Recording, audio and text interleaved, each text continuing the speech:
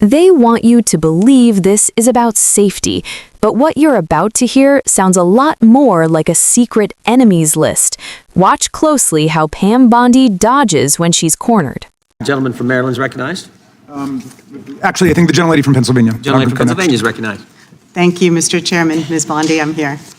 On September 25th, President Trump signed a memorandum known as NSPM 7, purporting to address domestic terrorism. But Americans across the political spectrum were immediately alarmed by the memo's blurring of the line between unlawful conduct and constitutionally protected speech and activity, as well as its call to investigate, prosecute, and dismantle groups that the president and Stephen Miller described without evidence as, quote, an organized campaign of radical left terrorism.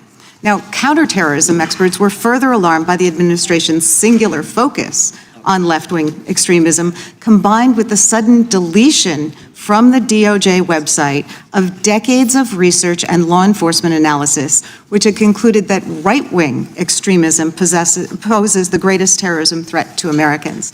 The president's memo broadly and vaguely links violent conduct to ideologies, and it targeted specifically anti-American, anti-Christian, and anti-capitalist beliefs, as well as, quote, hostility to so-called traditional American views on family, religion, and morality, end quote.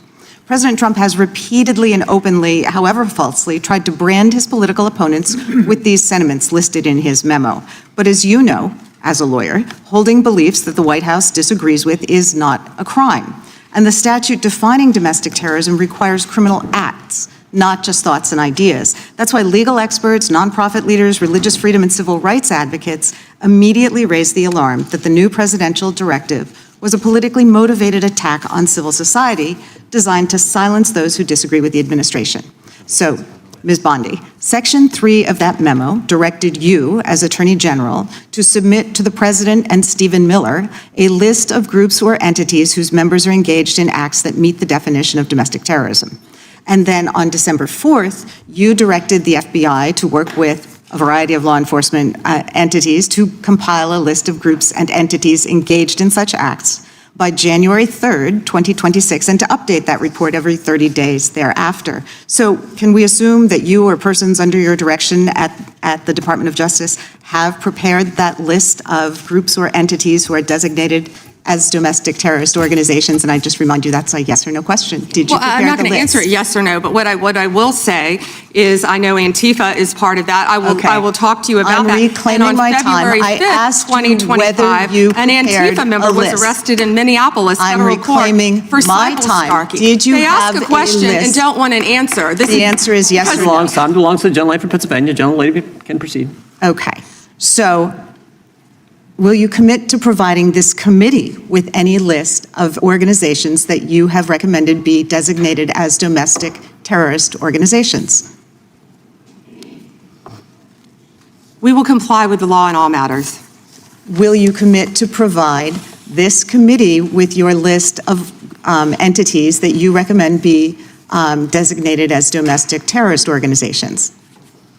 I'm not going to commit to anything to you because you won't let me answer questions. Okay, well then we do understand that your current position is that you have a secret list of people or groups that you are accusing of domestic terrorism, but you won't share it with Congress. And I'd remind you that when the US government designates an entity as a foreign terrorist organization, it must report that to Congress and to the entity, because the government can make a mistake and the entity has the opportunity to contest it. So your position seems to be that if you falsely designate an American or an American organization as a terrorist group, there's nothing they can do about it.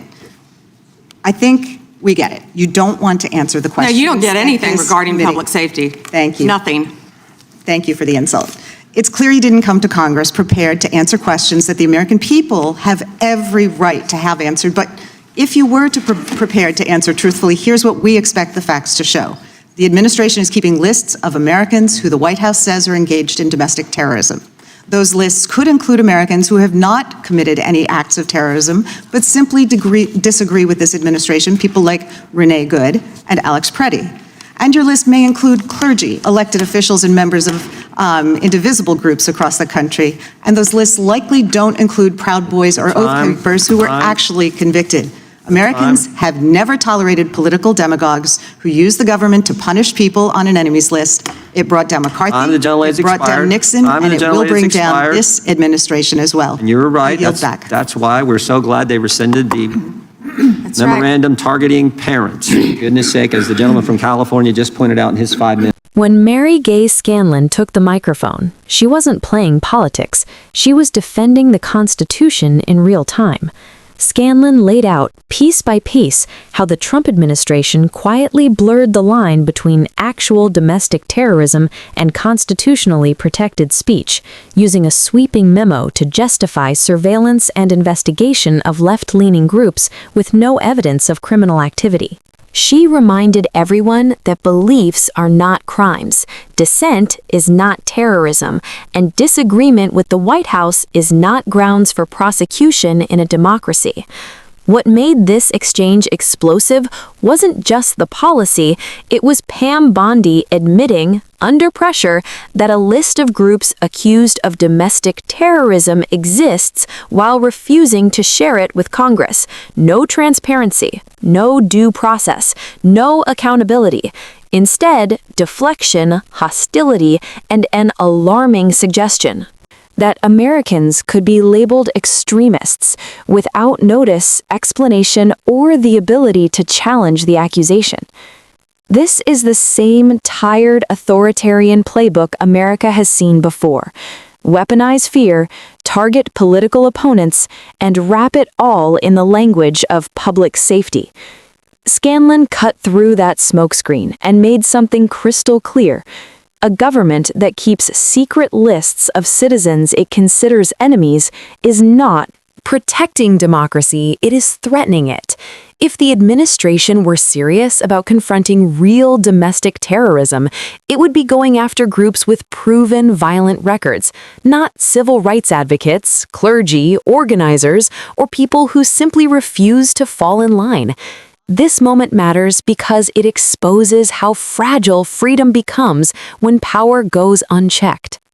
And if this kind of abuse is allowed to stand, it won't stop with activists. It never does. Watch this clip, share it everywhere, and make sure people understand exactly what's being done in their name.